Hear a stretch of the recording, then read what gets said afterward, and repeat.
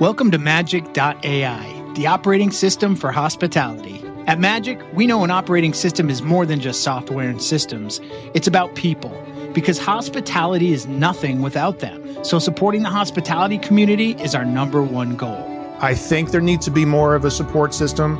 Like, you have to love this business and you have to love every aspect of it, including sharing tribal knowledge on what is successful and also tribal knowledge of what is a failure. Founded by lifelong experts, we're building the place where everyone in hospitality, from seasoned pros to first-timers, can gather, share, and grow together. Plus, we're crafting scalable tools and AI-supported software to boost your business. Dive into our vibrant community platform packed with meaningful conversations and robust tools and templates designed just for you. Need more? Our custom software solutions have got you covered. From recruiting and staffing to digital playbooks and dashboards, we're working on building a unique hub of resources unlike any other. MAJC is your single point of origin for important conversations, accessible tools, valuable insights, and more. Join us at majc.ai. The evolution of hospitality is here.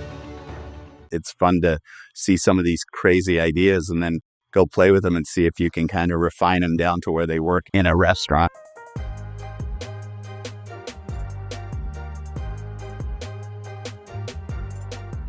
Chef, I know you to be an incredibly technique-focused person. Can you tell us a little bit about your take on the significance of technique, and in particular, your origin story for the butter bath steak technique?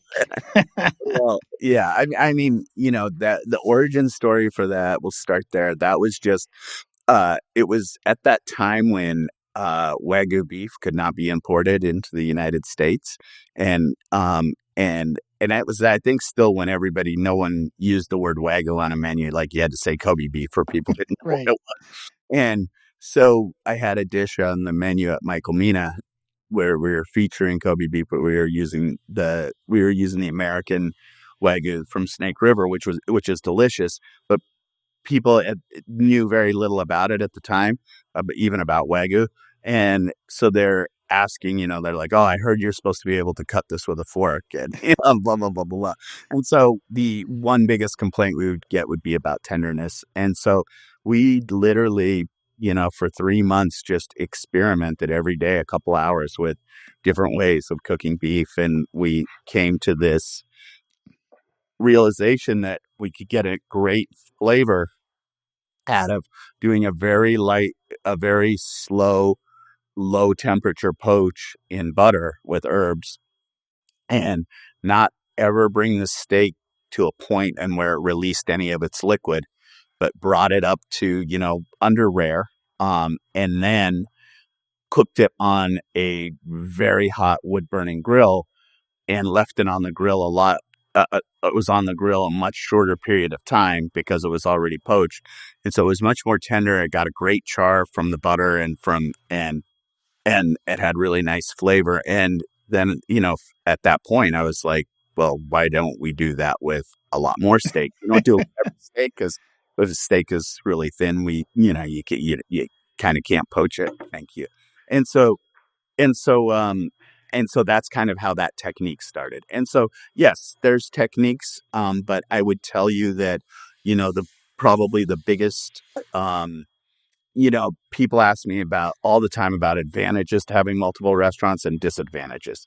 The biggest advantage to having multiple restaurants is you get to go see these great chefs that are in the kitchens running these different kitchens, and you get to see the techniques that they're using and they're instilling, like the Josh Smith at Bardot, and the technique that he was using for his roasted chicken was just so spectacular that we then incorporate it throughout the company. So it's not like, I'm the person coming up with all these techniques. We had Adam Sobel for so many years, who's so obsessed with technique. So, I think that the really cool thing, again, this is part of the globe, and it's part of what you're seeing now. I mean, you see so much on the internet now, these techniques, and it's fun to see some of these crazy ideas and then go play with them and see if you can kind of refine them down to where they work in a restaurant.